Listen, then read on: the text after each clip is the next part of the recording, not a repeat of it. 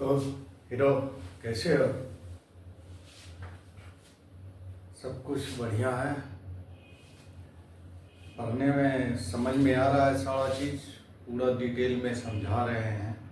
जो नहीं समझ में आया उसको कमेंट बॉक्स में कमेंट करने का, तो सारा चीज़ जो है आराम से समझ में आ जाएगा। सारा चीज़ सिंपल ही है। यदि समझ में नहीं आया है तो वही कॉम्प्लेक्स हो जाता है, और उसका लैंग्वेज देखने के बाद लगेगा कि क्या लिखा हुआ है, नहीं लिखा हुआ है, कुछ समझ में ही नहीं आएगा। तो सारा चीज़ यदि हम समझ जाते हैं तो वही चीज़, कोई भी चीज़ जो है कॉम्प्लेक्स नहीं है, सारा चीज़ आसान है। यदि हम नहीं समझे हुए होते हैं तो उसी का लैंग्वेज ऐसा लिखाता है कि जैसे क्या लिखा हुआ है कुछ समझ में नहीं आएगा, और उसके बाद रखना चालू कर देता है। तो रखने के बाद सारा चीज मजा जो है ना किरकिरा हो जाएगा, फिर समझ में नहीं आएगा। रख लोगे, एग्जाम में पास तो हो जाते हैं लेकिन कोई कॉन्सेप्ट नहीं रहता है, उस चीज को वो जानता ही नहीं है। तो सबसे मेन है कि कंसेप्ट को समझना, और समझ में आ गया तो वही चीज बहुत ही सिंपल लगेगा और वो दिमाग में हमेशा रहेगा, वो भूलोगे नहीं। वो एक तरह से सारा उसका जो है कंसेप्ट दिमाग में हमेशा क्लियर रहेगा। नहीं तो वो रखने के बाद वो भूल जाता है आदमी, उसके बाद फिर वो समझ में भी नहीं आता है। तो आज हम स्टोक्स थ्योरम के बारे में, और रिवीजन मस्ट है कोई भी चीज का रिवीजन।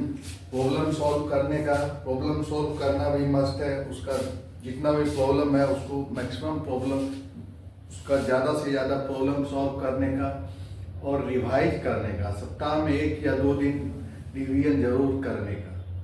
तो रिवीजन से जो है ना कंसेप्ट जो है, मेमोरी हर कोई भूलता जाता है। आज पढ़ लिए फिर कुछ दिन के बाद भूल जाएंगे, लेकिन रिवीजन होने के बाद, बहुत बार रिवीजन हो गया तो फिर दिमाग में वो कंसेप्ट रह जाता है।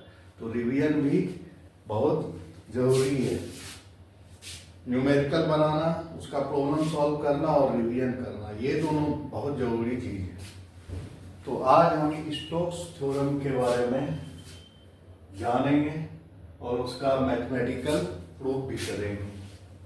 तो स्टोक्स थ्योरम जो कहता है, if f is a continuous differentiable vector point function exists in a part of space and a closed curve is taken in that part of space and surface S is bounded by closed curve C, then f dot dr equal to curve f dot n cap ds, where n is unit normal vector at the surface drawn in the direction in which right-handed residue move when rotated in the direction of closed curve path C। तो ये simply कह रहा है कि कोई vector point function space में मौजूद है, मतलब कि वेक्टर फील्ड मौजूद है स्पेस के किसी पोर्शन में। हर एक पॉइंट में वेक्टर पॉइंट फंक्शन है। स्पेस के किसी रीजन में हर एक पॉइंट में वेक्टर पॉइंट फंक्शन है मौजूद है, जो कि कंटिन्यूअस और डिफरेंशिएबल भी है। मतलब कि उसको डिफरेंशिएट करेंगे, उसका डेरिवेटिव भी कंटिन्यूअस है, कहीं टूटा हुआ नहीं है लाइन। उसके हर एक पॉइंट फंक्शन का कंटिन्यूअस है का मतलब बीच में ब्रेक नहीं है, हर एक पॉइंट पे वो फंक्शन मौजूद है। कंटिन्यूअस का मतलब होता है यहाँ से कोई लाइन जा रहा है, कंटिन्यूअस का मतलब कंटिन्यूटी में जा रहा है, ये कंटिन्यूअस होगा। यदि यहाँ से ब्रेक करके फिर यहाँ से चालू हुआ तो वो डिसकंटिन्यूअस हो गया। तो कंटिन्यूअस का सिंपल सा मीनिंग होता है कि कंटिन्यूटी में रहना। उसका हर एक पॉइंट पे जो है वेक्टर पॉइंट फंक्शन है, तो हर एक पॉइंट पे उसका वैल्यू है मौजूद है, तो वो कंटिन्यूअस, उसका डेरिवेटिव भी हर एक पॉइंट पे एग्जिस्ट करता है। तो वो जो है वेक्टर पॉइंट फंक्शन स्पेस के किसी पार्ट में मौजूद है, continuous differentiable vector point function. मतलब कोई वेक्टर फील्ड मौजूद है स्पेस में, उसके उस स्पेस के हर एक पॉइंट पे कोई ना कोई वेक्टर मौजूद है।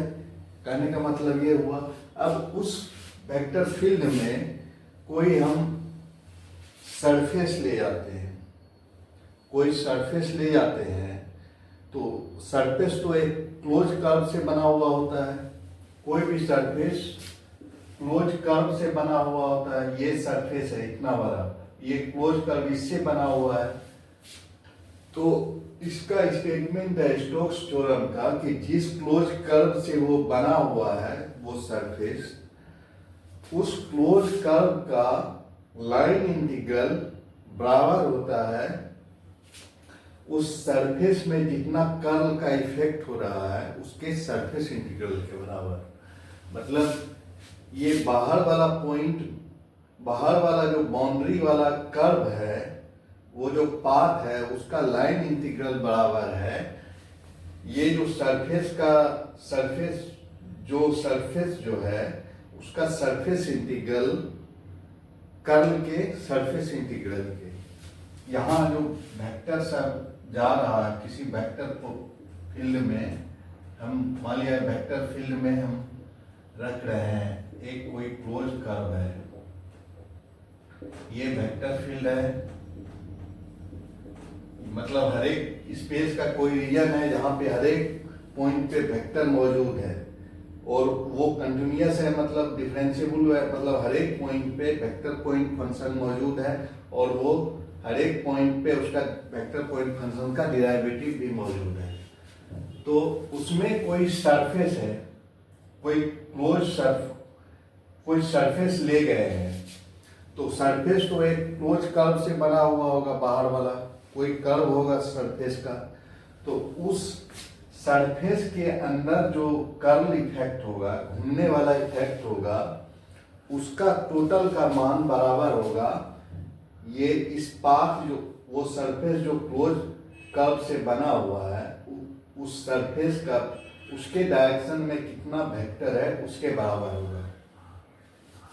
लाइन इंटीग्रल का सीधा मीनिंग होता है कि उस पाथ के अलोंग कितना वेक्टर मौजूद है, तो उस पाथ के अलोंग कितना वेक्टर होगा वो बराबर होगा इसके अंदर कितना कर्लिंग इफेक्ट है उस सरफेस का, उसके बराबर होगा। मतलब एफ डॉट डी आर, जैसे ये कर्व चुने हैं, ये सी कर्व, ऐसे कर्व चुने हैं, तो इसके अंदर जो कर्लिंग इफेक्ट है, घूमने रोटेटिंग वाला इफेक्ट है, वो लाइन ये कर्व के अलोंग लाइन इंटीग्रल के बराबर होगा।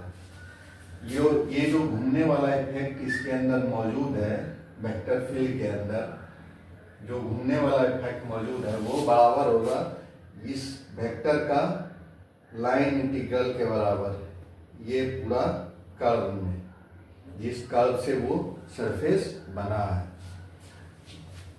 अब हम देखते हैं कि सिंपल सा समझते हैं,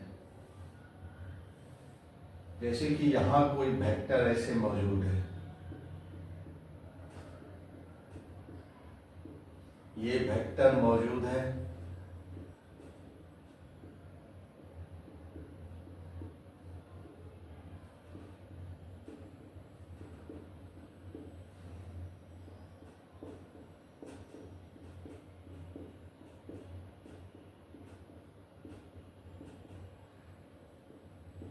ये वेक्टर मौजूद है,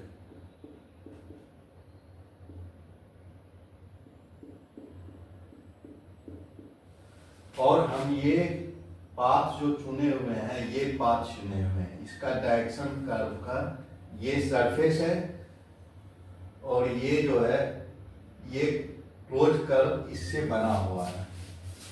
अब C1 ये C2 चार पाथ में बांट दिए, C3 और C4 चार पाथ है, तो C1 के लिए C1 का डायरेक्शन ऐसे है, ये ऐसे जा रहा है, क्लोज कर्व जो है पाथ जो है ऐसे जा रहा है, तो C1 के लिए F डॉट DL का मान, F डॉट DR का मान, इसके अंदर F वेक्टर पॉइंट फंक्शन मौजूद है, तो F डॉट DL C1 के अंदर C1 का भी डायरेक्शन ये है और F का भी डायरेक्शन ये है, मतलब 0 डिग्री का कोण बना रहा है, तो ये हो जाएगा कुछ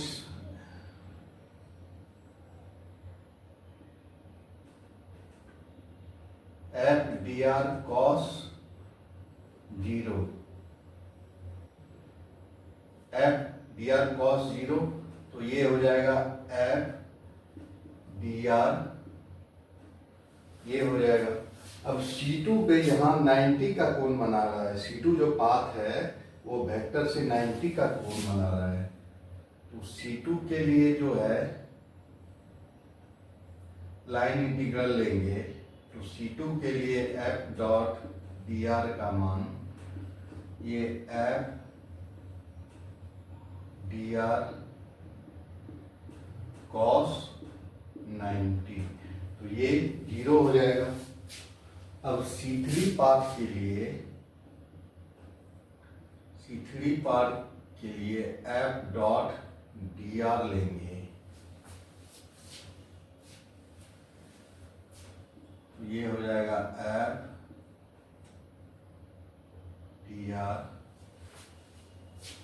ये 180 का कोण बना रहा है, तो ये हो जाएगा कॉस पाई, तो यहाँ पे हो जाएगा माइनस एफ और डी आर, ये हो जाएगा। अब C4 के लिए भी ये 90 का कोण बना रहा है, C4 के लिए भी एफ डॉट डी आर जो है एफ डी आर कॉस 90, तो ये भी 0। तो ये यदि हम ये क्लोज कर्व के लिए हम पूरा C1 C2 C3 C4 मिला के क्लोज कर्व C है, तो उसका लाइन इंटीग्रल ये हो जाएगा F dot D R equal to 0, ये प्लस और माइनस कैंसिल हो जाएगा। तो इस केस में देख रहे हैं इसमें कोई कर्लिंग इफेक्ट नहीं है, वेक्टर में कोई कर्लिंग इफेक्ट नहीं है। लेकिन वही जब दूसरा डायग्राम लेते हैं,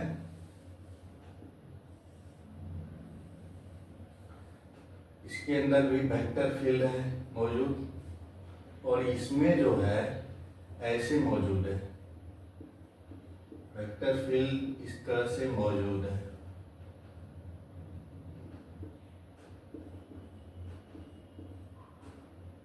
तो यहाँ जो देख रहे हैं कि यहाँ कोई लकड़ी का टुकड़ा डालेंगे तो वो घूमेगा नहीं, सीधा आगे बढ़ जाएगा। लकड़ी का टुकड़ा यदि वेलोसिटी फील्ड मान लिया जाए, वेलोसिटी फील्ड को इस तरह से दिखा रहे हैं, तो यहाँ पे लकड़ी का टुकड़ा रखेंगे तो वो सीधा ऐसे बहता हुआ रहेगा, वो घूमेगा नहीं। अब ऐसे एक दूसरा सरफेस लेते हैं जिसमें कि वेलोसिटी जो है वाटर का इस तरह से है, इसमें वेलोसिटी, एक सरफेस लिए हैं जिसमें वाटर का वेलोसिटी को इस तरह से दिखा रहे हैं, जो कि एफ है वाटर का वेलोसिटी का वेक्टर, एफ वेक्टर दिखा रहा है वाटर के वेलोसिटी को, या इसको हम भी से भी डिनोट, अच्छा एफ ही रखते हैं, एफ से डिनोट कर रहे हैं वाटर के वेलोसिटी को। अब वाटर का वेलोसिटी इसमें जो है ऐसे है, तो इसमें यदि लकड़ी का टुकड़ा रखेंगे तो वो घूम जाएगा, रोटेट कर जाएगा, मतलब इसमें कर्लिंग इफेक्ट है।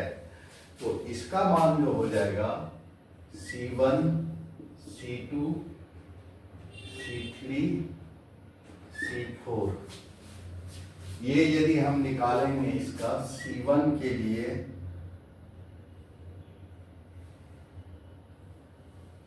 C1 का F, यहाँ पे जो वेलोसिटी का वेक्टर फील्ड है उसको F से डिनोट कर रहे हैं, यहाँ भी F से, तो C1 F dot D R, तो यहाँ पे हो जाएगा F, ये 0 डिग्री का कोण बना रहा है ये सरफेस से, तो ये हो जाएगा F dot D R, F into D R cos 0, तो ये हो जाएगा F डी आर। C2 के लिए फिर ये परपेंडिकुलर होगा, तो C2 के लिए ये जो है F dot D R equal to हो जाएगा F magnitude of F D R cos 90, तो ये हो जाएगा 0, C3 के लिए अब यहाँ पे देखते हैं, ये C3 का F जो है C3 के लिए 0 डिग्री का ये एंगल बना रहा है, दोनों सेम लाइन। तो C3 यहाँ पे जो होगा F dot D R equal to हो जाएगा magnitude of F dr cos 0। तो ये हो जाएगा F dr, ये हो जाएगा। अब C4 के लिए हो जाएगा F, ये भी परपेंडिकुलर बना रहा है, तो ये हो जाएगा magnitude of F magnitude of dr cos 90 equal to 0। तो इसके लिए इस क्लोज कर्व C के लिए जो है F डॉट dr का मान जो हो जाएगा 2F dr। तो मतलब कि इसमें यदि लकड़ी का देखने से, यदि लकड़ी का टुकड़ा इसमें रखेंगे तो ये घुमा देगा, मतलब इसमें कर्लिंग इफेक्ट है। और तो इस तरह देख रहे हैं, जो लाइन इंटीग्रल है ये कर्लिंग इफेक्ट को बता रहा है। ये जो वैल्यू आएगा ये कर्लिंग इफेक्ट को बताएगा। तो लाइन इंटीग्रल का मान है यहाँ पे कुछ, तो वो कर्लिंग इफेक्ट को बता रहा है, मतलब लकड़ी का टुकड़ा जो घूम रहा है, कितना घूम रहा है उसको बता रहा है कि इतना, उसका वैल्यू ये होगा।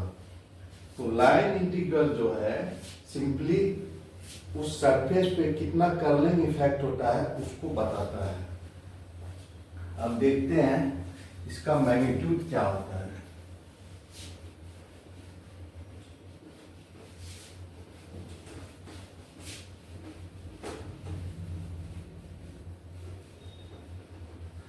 पहला केस में नहीं घूम रहा था, सिंपल जा रहा था, तो उसमें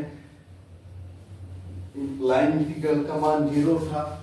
और दूसरा केस में लकड़ी का टुकड़ा रखेंगे तो घूम जाएगा, तो उसका कुछ न कुछ वैल्यू आया, मतलब कि वो जो घूम रहा है उसका वैल्यू है लाइन इंटीग्रल। पहला केस में कुछ भी लकड़ी का टुकड़ा घूम नहीं रहा है, तो उसका मान 0 आया, मतलब जो कर्लिंग इफेक्ट है वो 0 है उसमें। और दूसरा केस में जो है लकड़ी का टुकड़ा घूम रहा है, तो लाइन इंटीग्रल का मान कुछ आया, मतलब उसमें जो घूम रहा है उस कितना घूम रहा है उसका मान आया। अब यदि कोई सरफेस है, ऐसे सरफेस को हम बहुत सारा छोटा टुकड़ा में बांधते हैं, तो ये इनफिनिटेसिमल सरफेस एलिमेंट जो होगा इसको इस तरह से बांध देते हैं। पहले ये बहुत छोटा है लेकिन दिखा रहे हैं कि इतना बड़ा है। तो इस सरफेस में कर्लिंग इफेक्ट, जो हम कर्लिंग, छोटा सा एलिमेंट का कर्लिंग ऐसे हो रहा है, इसका ऐसे हो रहा है, ऐसे हो रहा है, फिर ऐसे हो रहा है, फिर ऐसे हो रहा है, फिर ऐसे हो रहा है, ऐसे हो रहा है। तो हम देख रहे हैं कि ये जो और ये बीच वाला जो है आपस में कैंसिल हो जा रहा है। ये घुमाने का जो बीच वाला जितना भी है, ऐसे करके ये बीच वाला फिर ऐसे करके जा रहा है, ऐसे घुमा रहा है, ये बीच वाला फिर ऐसे जा रहा है, ऐसे जा रहा है, फिर ये हो जाएगा, इसका वैसे जाएगा, फिर ऐसे जाएगा, फिर ऐसे जाएगा, फिर ऐसे जाएगा, ऐसे जाएगा, ऐसे जाएगा, ऐसे जाएगा, फिर ऐसे जाएगा, ऐसे जाएगा, फिर ऐसे जाएगा, फिर ऐसे जाएगा, ऐसे जाएगा, फिर ऐसे कर्ल कर रहा है। तो ये बीच वाला जो है एक दूसरे को कैंसिल कर रहा है। तो ये कैंसिल हो जाएगा, ये भी कैंसिल हो जाएगा, ये कैंसिल हो जाएगा, ये बीच वाला सारा, ये क्लॉकवाइज है, एक एंटी क्लॉकवाइज है, तो ये कैंसिल कर दे रहा है दोनों रोटेटिंग इफेक्ट को। तो ये बच जो जा रहा है, ये सिर्फ बाहर वाला सब बच रहा है कर्लिंग इफेक्ट। तो मतलब कि ये वाला बच रहा है। यदि फिर हम ऐसे करेंगे तो बीच वाला सारा कर्लिंग इफेक्ट 0 हो जाएगा, ये बच जाएगा, सिर्फ ये बच जाएगा। इस तरह से पूरा कर समेशन कर देंगे सारा एलिमेंट, छोटा छोटा सरफेस एलिमेंट जो लिए हुए हैं उसके सारा कर्लिंग एलिमेंट को, ये कर्लिंग इफेक्ट को ऐड कर देंगे तो अंदर वाला सारा जीरो हो जाएगा और ये बच जाएगा, सिर्फ बाहर वाला कर्लिंग इफेक्ट बच जाएगा। मतलब ये इफेक्ट ये बच जाएगा, ये बच जाएगा, ऐसे बच जाएगा और ये कर्लिंग इफेक्ट जो है यही बचेगा वो पूरा सरफेस का। तो सरफेस के अंदर जो कर्लिंग इफेक्ट होता है, रोटेट करने का जो प्रॉपर्टी होता है, जो रोटेट करने का प्रॉपर्टी है वो जो क्लोज कर्व से बना हुआ होता है उसके लाइन इंटीग्रल के बराबर होता है। इस तरह से हम देख सकते हैं कि सरफेस के अंदर वाला सारा पार्ट का कर्लिंग इफेक्ट जीरो हो जाएगा, सिर्फ बाहर पार्ट पे जो सरफेस का जो कर्व, जिस कर्व से बन रहा है वो सरफेस उसके लाइन इंटीग्रल के बराबर हो जाएगा, उसके अंदर का सारा कर्लिंग इफेक्ट। अब जो है इसको मैथमेटिकली प्रूव करेंगे।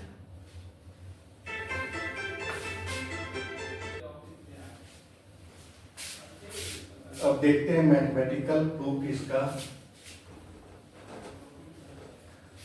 कोई वेक्टर फील्ड स्पेस में मौजूद है जो एफ से डिस्क्राइब है। ये वेक्टर फील्ड मौजूद है स्पेस में, ऐसे मौजूद है स्पेस में कोई vector field F.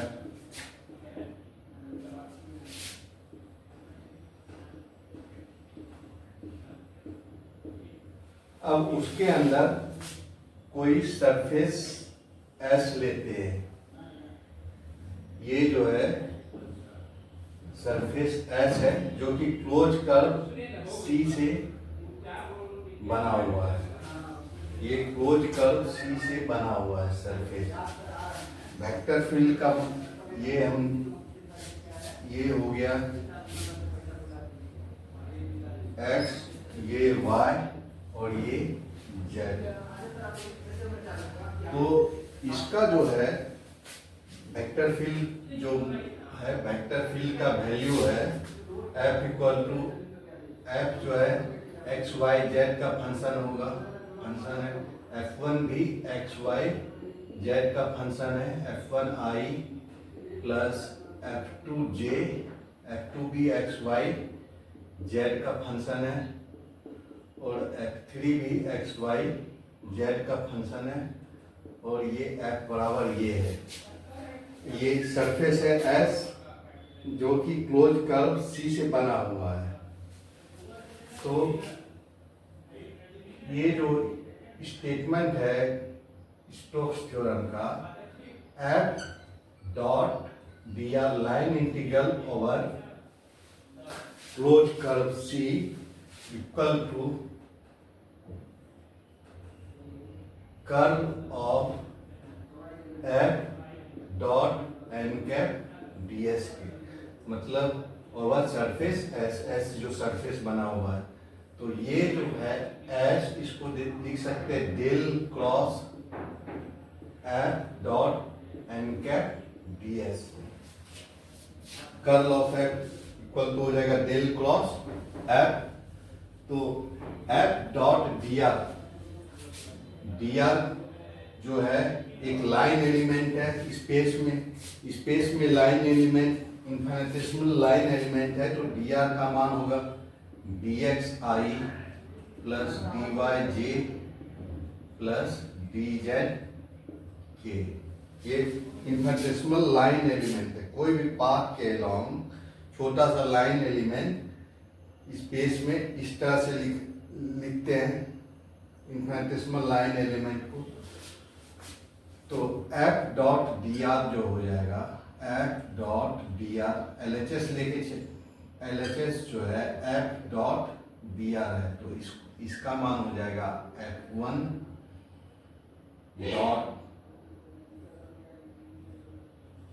F1 dot F1 I plus F2J plus F3K cap dot DXI plus DYJ plus DZK, ये हो जाएगा। तो इसको डॉट करेंगे तो ये हो जाएगा F1 DX plus F2 DY plus F3 DZ, ये हो जाएगा। ओवर क्लोज कर C। अब RHS लेके चलते हैं तो RHS बराबर है, RHS जो है कर्ल ऑफ ये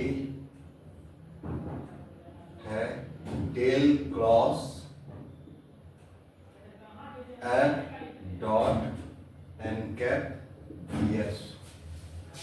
अब डेल क्रॉस F का मान del cross F equal to होगा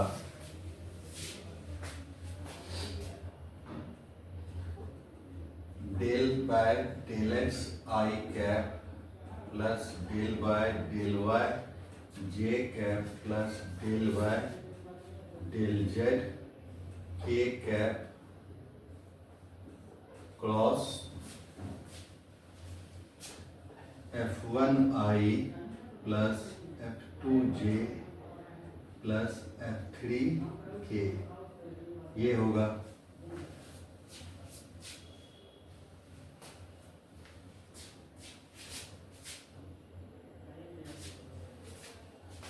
तो इसका मान हो जाएगा del by del x I cross F1I del by del x del by del Y j plus del by del Z k cross F1I cap plus distributive law लगा रहे हैं, ये हो जाएगा del by del x i plus del by del x j plus del by del Z के cap cross F2J plus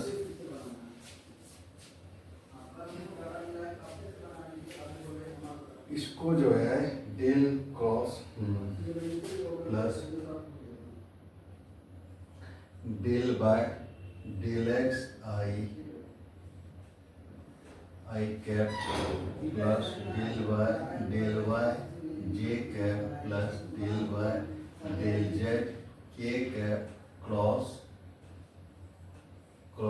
F3 के, ये हो जाएगा डेल क्रॉस F का मान।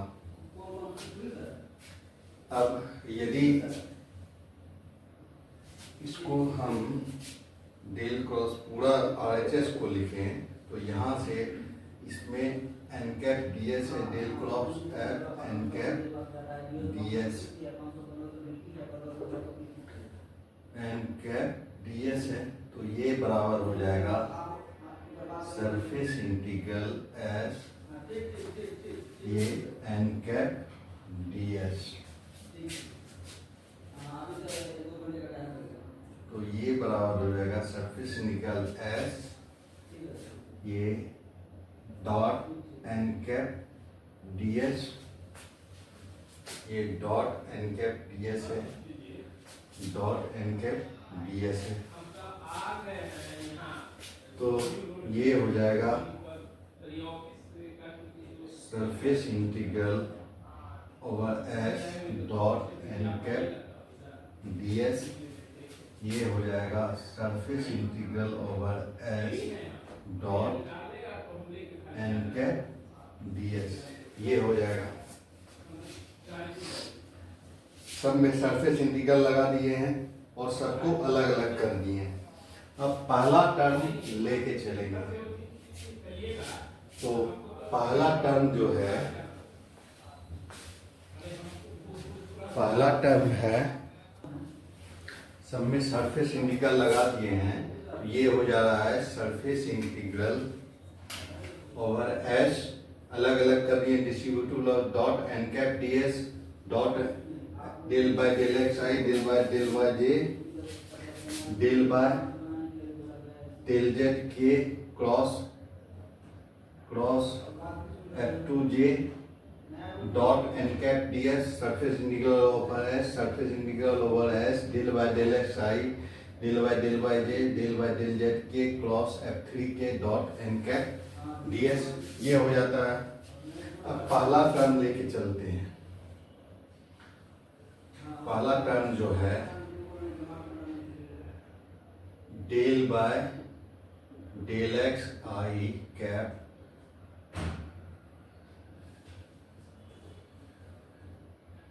Plus del Y J cap plus del by del Z के cap cross F1 i cap dot N cap D s, ये पहला टर्म हम लेके चलते हैं। पहला टर्म को हम लेके चलते हैं, तो इसको हम एक्सपेंड करेंगे। इस टर्म का मान हो जाएगा इस डिटर्मिनेंट के बराबर, ये हो गया i cap j cap k cap del y del x del y del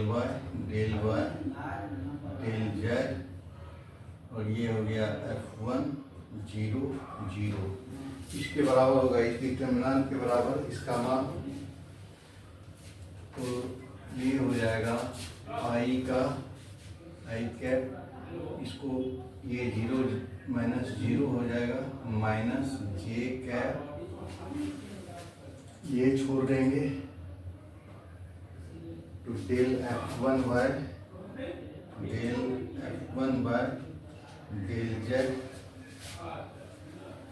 और ये हो जाएगा माइनस 0, ये 0 हो जाएगा plus k cap into del by del x 0, और ये minus del F1 by del y, ये हो जाएगा। तो इसका जो मान निकल गया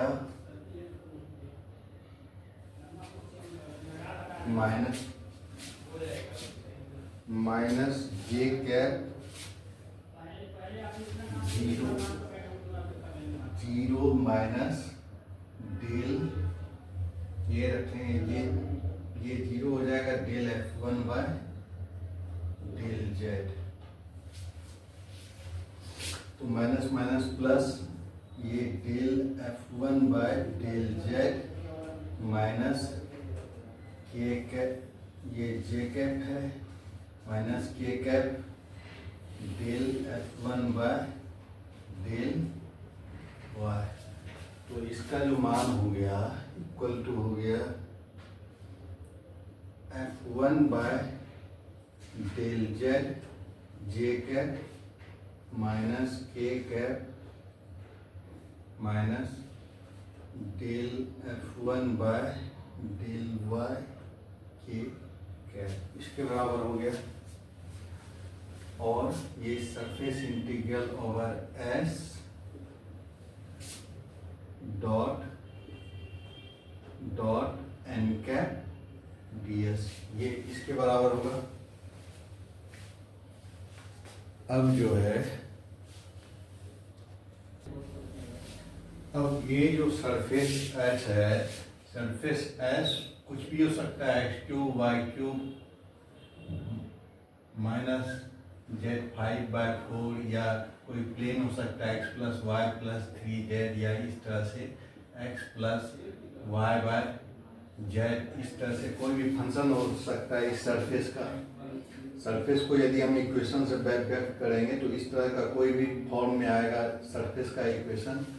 तो हम जो है सरफेस के इक्वेशन को ये जैसे कि x plus y plus 3z equal to 0 है, तो x equal to minus y minus 3z मतलब x equal to f y z, ये प्लेन का ये सरफेस का इक्वेशन लिख सकते हैं, या लिख सकते हैं y equal to minus x minus 3z। तो ये f equal to x z का फंक्शन हो गया, या सरफेस के इक्वेशन को ये लिख सकते हैं, या z इक्वल टू हो जाएगा minus y minus z equal to हो जाएगा minus x minus y by 3। तो ये एफ एक्स वाई का फंक्शन हो गया। तो सरफेस को हम x equal to f y z भी लिख सकते हैं, y equal to f x z भी लिख सकते हैं, और z equal to f x y भी लिख सकते हैं। इस तरह से सरफेस को यदि पैरामीटराइजेशन करना पड़े वाई जेड प्लेन में, तो उसको लिखेंगे x equal to f y z, y equal to ये लिख सकते हैं, z equal to f x y भी लिख सकते हैं। तीनों जो है वो सरफेस को ही बता रहा है, वही सरफेस को हम इस फॉर्म में भी लिख सकते हैं, सरफेस को इस फॉर्म में भी लिख सकते हैं, इस फॉर्म में भी सरफेस को लिख सकते हैं। अब जो है एन कैप डी एस को जो है ये रिजॉल्व करना पड़ेगा इसमें। तो इसको हम लिख सकते हैं, इसको जो है लिख सकते हैं F1 del F1 by del Z, J dot N cap को एन डॉट जे कैप भी लिख सकते हैं, n cap dot j cap minus del F1 by del Y, K dot N cap को लिख सकते हैं एन डॉट के कैप भी लिख सकते हैं, एन डॉट के इक्वल टू के डॉट एन होता है डॉट प्रोडक्ट। तो ये हो गया ds। अब इस सरफेस को प्रोजेक्ट करते हैं ये एक्स वाई प्लेन में, तो इस तरह का कोई सरफेस मिलेगा। तो यहाँ पे जो है कोई एलिमेंट इनफिनिटेसिमल एलिमेंट ds है, तो उसका यहाँ जो प्रोजेक्शन हो जाएगा dx dy होगा, ये dx और ये dy, dx dy होगा। तो उसका मान जो हो जाएगा ये ds बराबर होगा dx dy बटा n डॉट के कैप, इसके बराबर होगा।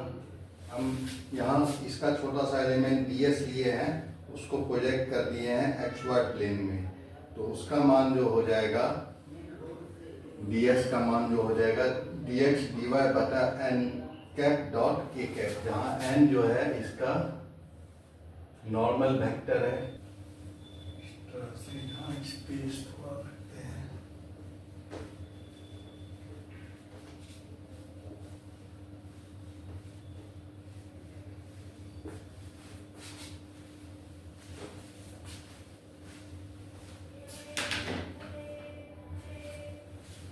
ये जो है dx dy, अब जो है ये सरफेस को पैरामीटराइजेशन करेंगे, तो ये सरफेस को हम लिख सकते हैं x equal to f of y z, और y इक्वल टू हम लिख सकते हैं f equal to x z, और z इक्वल टू लिख सकते हैं f ऑफ एक्स वाई। इस तरह से लिख सकते हैं सरफेस को। अब इस सरफेस के टेंजेंट वेक्टर को लिखते हैं। टेंजेंट वेक्टर, ये पोजीशन वेक्टर सरफेस का ये हो जाएगा r equal to x i plus y j plus z k, ये पोजीशन वेक्टर है। तो इसका टेंजेंट वेक्टर का मान होगा del r by del y। इस सरफेस के टेंजेंट में जो वेक्टर है, टेंजेंट वेक्टर का मान, ये टेंजेंट वेक्टर जो है उसका मान जो है वो होगा del r by del y, del x by del y i plus del y by del Y j plus del z की जगह ये एफ एक्स वाई लिख सकते हैं, जेड की जगह f x y by del Z के, इस तरह लिख सकते हैं। तो टेंजेंट वेक्टर का मान हो जाएगा, ये एक्स के साथ वाई को पार्शियली डिफरेंशिएट करेंगे तो ये 0 हो जाएगा, ये हो जाएगा 1 जी कैप प्लस, अब एफ एक्स वाई की जगह फिर से जेड दिख रहे थे, सिर्फ ये दिखाना था कि ये जो है 0 नहीं होगा पार्शियली डिफरेंशिएट करने, तो ये हो जाएगा j plus del z bye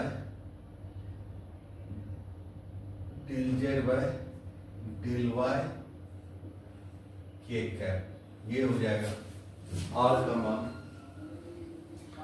अब आर का डेल आर बाय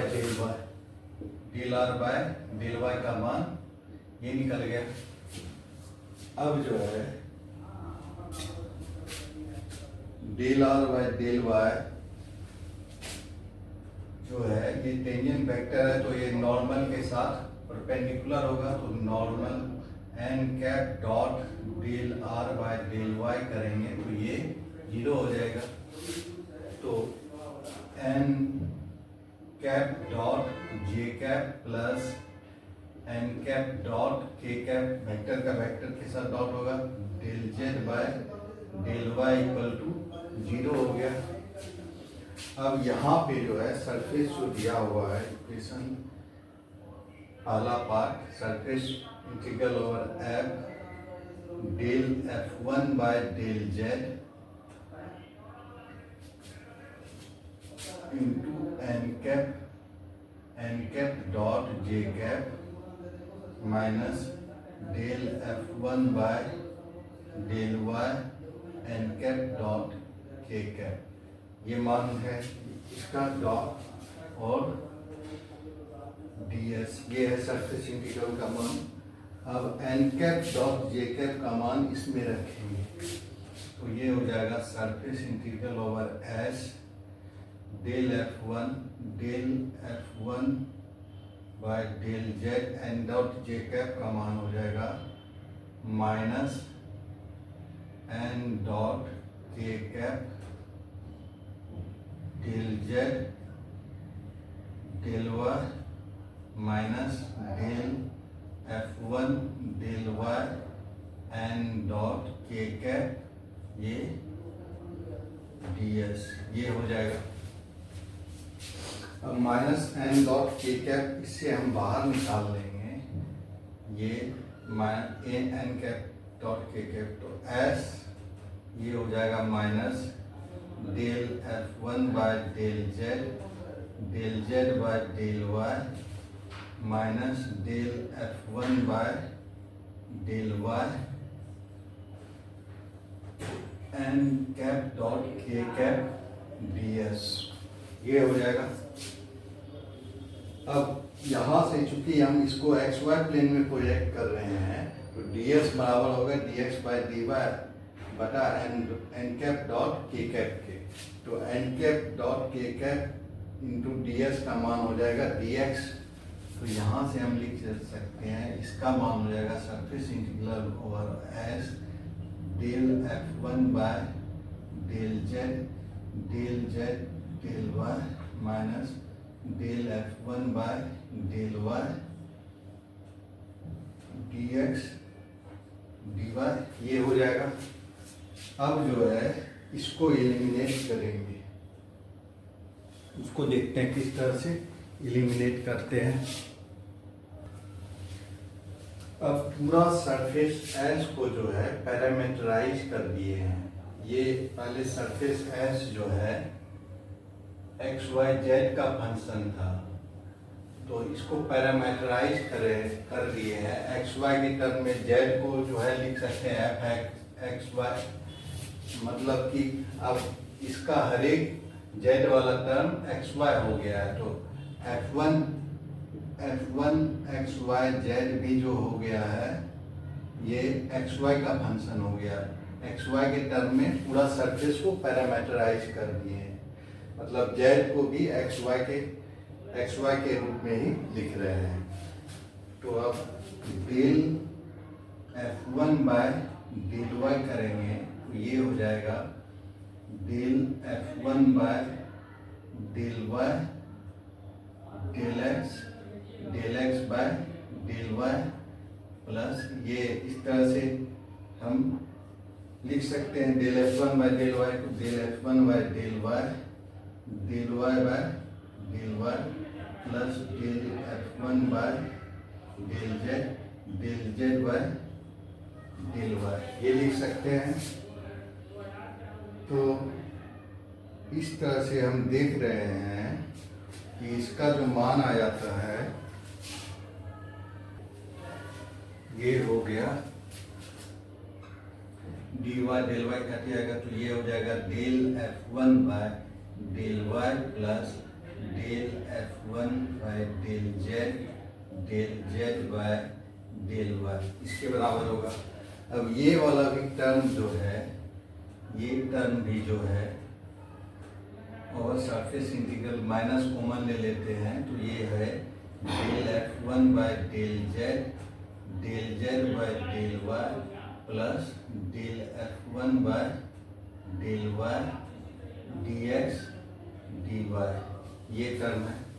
ये टर्म और ये टर्म दोनों सेम है तो इसको लिख सकते हैं equal to surface integral over s minus del F1 by del y और ये dx dy, ये लिख सकते हैं। अब ये आ गया मेरा, ये टर्म आ गया। अब इसमें ग्रीन्स थ्योरम का उपयोग करेंगे।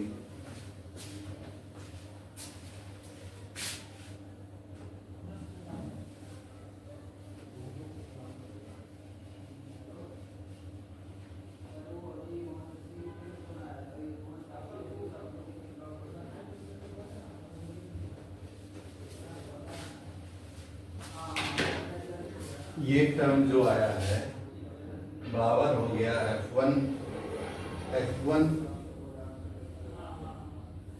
F1 I डॉट ये del cross F1 I dot N cap ds का मान जो आ गया surface integral over s minus del F1 by del y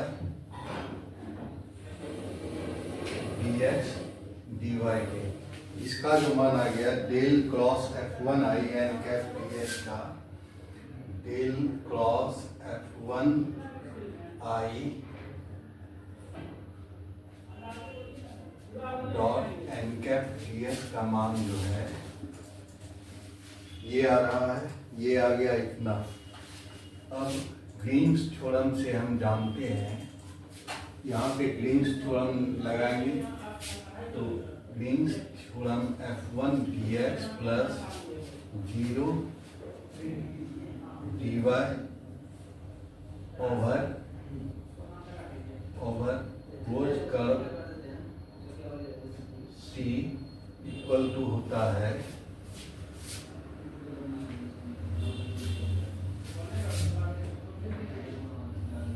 over region R surface integral 0 है तो 0 del 0 by del x minus del F1 by del y dy dx के, ये हो गया ओवर, जहाँ R रीजन है यहाँ S सरफेस है तो यहाँ S लिख सकते हैं S minus del F1 del y dy dx के। तो इसका जो सरफेस इंटीग्रल का मान जो है ये लाइन इंटीग्रल में निकल रहा है ओवर क्लोज कर्व C के, तो इसको हम लिख सकते हैं close curve C F1 dx। तो इसका जो मान आ गया ये surface integral over S del cross F1 I cap dot N cap ds, इसका मान आ गया F1 dx के, ये आ गया। अब उसी तरह हम करेंगे del cross F2 j cap dot N cap ds, तो इसका मान आ जाएगा close curve c F2 dy के आ जाएगा, और फिर इसका मान आएगा del cross F3 k cap dot N cap ds का मान आ जाएगा close curve c F3 dz के। अब जोड़ देंगे दोनों तरफ, तो ये हो जाएगा close curve c F1 dx plus close curve c F2 dy plus close curve c F3 dz बराबर हो जाएगा ये close curve c F dot dr के, यहाँ से F डॉट dr के बराबर हो जाएगा। ये हो गया ये, और ये बराबर हो जाएगा del cross F1 I dot N cap ds plus over surface S del cross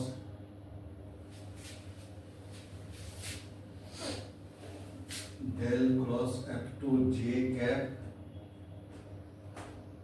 N cap ds plus surface S del cross F3 k cap n cap ds के, तो और इसका मान हो जाएगा over surface integral S del cross F n cap ds, तो इसका मान हो जाएगा surface integral S curl of F n cap dot N cap ds के। तो इस तरह से LHS जो है, LHS ये बराबर हो गया RHS के, मतलब F डॉट dr जो है, F डॉट dr बराबर हो गया, F डॉट dr बराबर हो गया curl of F dot N cap ds के बराबर हो गया। इस तरह से जो है हम देख रहे हैं ये स्टोक्स थ्योरम प्रूफ हो गया मैथमेटिकली। तो इस तरह से स्टोक्स थ्योरम को प्रूफ करते हैं। Thank you.